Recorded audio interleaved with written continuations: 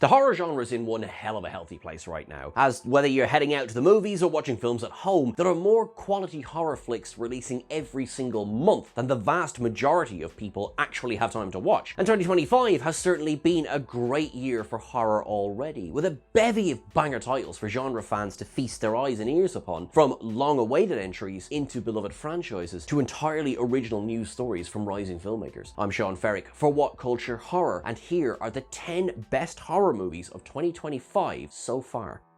Number 10, The Monkey. Barely 6 months after he dropped his bewildering long legs, Osgood Perkins returned with The Monkey, which couldn't be more polar opposite in tone to Perkins's previous effort. A blackly hilarious adaptation of Stephen King's short story of the same name, The Monkey is at its best when it's mining the thigh-slapping absurdity of the cursed toy monkey with the ability to cause random horrifying deaths when its key is turned. Perkins obviously relishes dishing up a smattering of bonkers death scenes, which largely feel akin to Final Destination on bath salts, while weaving a deeply twisted tale of family trauma and toxic sibling rivalry. Theo James gives a terrific performance as twins Hal and Bill, turning out to be a pitch-perfect partner for the sicko thrills of Perkins' script. Above all else, The Monkey just might feature the single funniest smash cut in recent cinema history. If you know, you know. Because Perkins apparently doesn't sleep, his next horror film, Keeper, which will reunite him with The Monkey's Tatiana Maslany, has already been shot and is mere months away from release. Number 9, The Rule of Jenny Penn.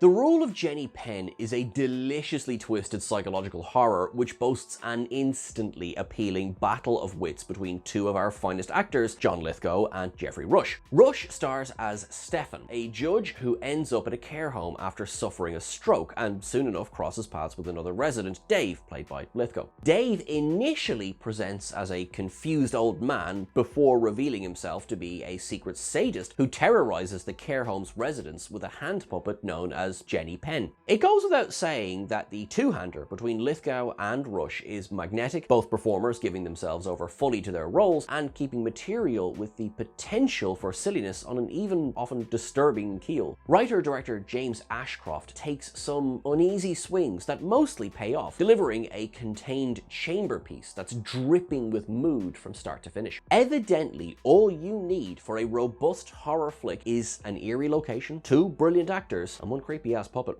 Number 8, Ash. The second feature from Flying Lotus is a heady trip of sci-fi horror starring Isa Gonzalez as an astronaut who wakes up on a strange planet with all of her crew dead, and Aaron Paul as a man who may or may not have been sent to rescue her. Though the John Carpenter-inspired Ash isn't doing a whole lot new on a narrative level, it's all about the how in this case, with Flying Lotus's emphasis on mind-bending visuals and sheer skin-crawling vibes, ensuring it still feels plenty unique. Gonzalez and Paul give solid performances in the lead roles, though it's the striking cinematography, production design, and visual effects which do most of the heavy lifting here, as well as a face-melting score provided by the director himself. If you're in the market for a gonzo body horror romp that's got some seriously gnarly deformation effects, this is just the ticket. And of all the films on this list, Ash might be the one with the greatest potential to become a cult favorite in the years to come. Number 7, Presence. Steven Soderbergh has always been one of our most playful and ambitious filmmakers, and with Presence, he sought to challenge himself by shooting a movie entirely from the perspective of a ghost, on a consumer-grade mirrorless camera no less. While some horror fans were left a little bemused by Presence's muted, genre-adjacent vibe, it's nevertheless a mostly successful experiment in which the filmmaker takes a more grounded family drama about grief and slowly turns up the eerie supernatural shenanigans. The result is an uncommonly affecting entry into the genre that's propelled forward by its brilliantly understated ensemble cast, luring audiences into a false sense of security such that they probably won't see its surprise-filled third act coming. And above all else, to see a director of Soderbergh's caliber toying around in the horror sandbox and showing what creative artists can do on a limited budget is nothing short of inspiring. Number 6, Companion. Even though the movie's marketing was a little overeager to tell audiences precisely what it was all about, Companion is still one of the most deftly crafted and well-acted horrors of the year so far. Sophie Thatcher is excellent as Iris, a young woman who is soon enough revealed to be a companion robot belonging to her boyfriend Josh, played by the brilliant Jack Quaid. Writer-director Drew Hancock clearly has a ton of fun turning the screws throughout Companion's tight 97-minute runtime, continually introducing new wrinkles and surprise twists which further complicate Iris's predicament. Beyond this, it functions as a trenchant commentary on not only our collective reliance on so-called convenience technology in the era of AI, but also how the state of romantic relationships is being continually morphed by such tech. Companion certainly has its convoluted moments that don't quite pass the sniff test, but as a package, it's a wickedly fun ride that melds tense thrills with undeniable topicality. Number 5. Dead Male. Something of a favourite on the genre film festival circuit last year, Dead Male finally landed on Shudder back in April and is one of the most distinctive and stylistically audacious horrors of the past 12 months. Dead Male takes place in the 1980s, Midwestern America, and melds a seemingly familiar kidnapping plot with an unexpected deep dive into the minutiae of dead letter investigators, folks whose job it is to figure out where undelivered mail is supposed to be going. As mundane as the latter might sound, filmmakers Joe DeBoer and Kyle McConaughey do a fantastic job of mining this little-known profession for every possible drop of suspense, aided by a bouncy, non-linear narrative, gorgeously grotty 16mm style, and superb turns from both Sterling Macer Jr. and John Fleck. Dead Male certainly won't be for everyone, especially those expecting a more straightforward kidnapping movie, but its immaculate period style, oozing atmosphere, and lashings of dark comedy make it a thoroughly memorable effort from a unique, highly skilled filmmaking duo. Number 4. Final Destination: Bloodlines.